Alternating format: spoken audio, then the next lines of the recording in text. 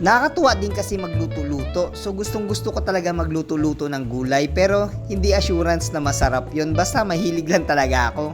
What's up guys? This is Jeff at welcome sa Tweak Vlog, Teaching What I Know Vlog. At yung araw, ipapakita ko sa inyo kung anong ginagawa ko araw-araw. Kada araw na ginagawa ko dito sa trabaho, ako pala ay isang layout artist sa isang sublimation shop dito sa Dumaran, Palawan. At bago ko simulan ng aking araw, nagbabasa muna ako ng Bible. Nagdi-devotion ako. Humingi ako ng guidance kay Lord. At lately, meron ako nagustuhang Bible verse. At sabi sa phrase ng Matthew 9:29, according to your faith, be it done to you. Isang reminder sa akin na kung may gusto ako, ipag-pray ko yun kay Lord. Tapos, have faith habang nagpipray. At syempre, kailangan aksyonan. Hindi pwedeng faith lang. Sinabi nga sa James, faith without action is dead. Kailangan galawan. At yun nga, pagtapos ko maglinis-linis sa shop, pumunta na ako sa palengke.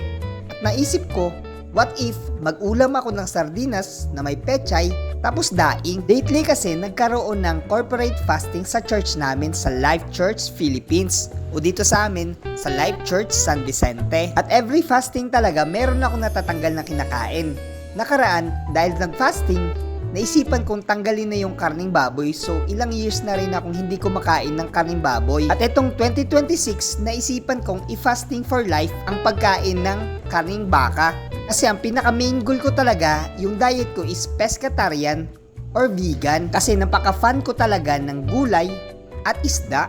At ngayon, sa unahan lang ng palengke, meron tindahan at may nakita akong daing, so naisipan ko na magandang magkaroon ng daing. Sa ulam kasi, magandang combination talaga yung may sabaw, tapos nakakain kang prito, or daing, or tuyo. At yun nga, nandito na ako sa shop, so mabilisan lang tayo, so time slap lang tayo. So, piniprepare ko na yung lutuin ko.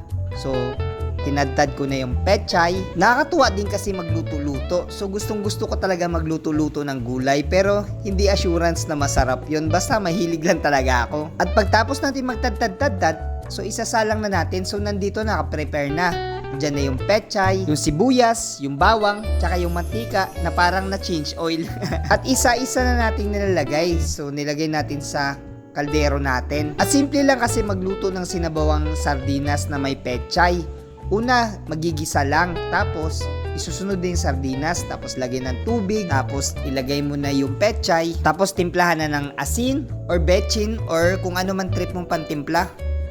At pagtapos magluto, yun na, kumain na kami para prepared na para barakbaka na sa trabaho. May time kasi talaga na sobrang busy, yung tipong hindi ka na makakain. Ganun talaga yung nature namin sa trabaho minsan. Minsan naman wala ding customer at minsan marami. At bago ako niya naggupit-gupit ng mga tarpaulin, yung ginawa ko kanina is nagle-layout ako ng mga tarps ng pang birthday. Pero may isang problema lang, kung halimbawa gumagawa ako ng tarpaulin about sa details ng bata, is bawal kong i-video yon kasi against yun sa Privacy Act. So, wala tayong consent. So, late ko lang din yung natutunan. Kaya yung sa video ngayon, hindi ko lang mapakita yung mga nilayout ko. At yun lang sa ating vlog. So, stay tuned na lang para sa sunod na mga vlogs.